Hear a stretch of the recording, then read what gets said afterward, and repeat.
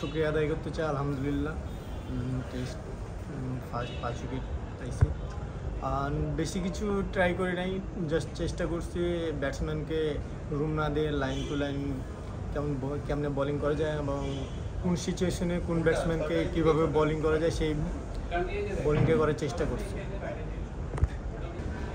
আমার কাছে যেটা মনে হয় যে এই উইকেটে বেশি কিছু ট্রাই না করে just line to line bowling করে এবং ব্যাটসম্যানকে রুম না দিয়ে রান ছাড়া বোলিং করলে ব্যাটসম্যানরা অনেক কিছু ট্রাই করে। তো আমি মনে করি এখানে বোলারদের অত কিছু ট্রাই না করে just line to line bowling করা এটাই বোলারদের জন্য ভালো।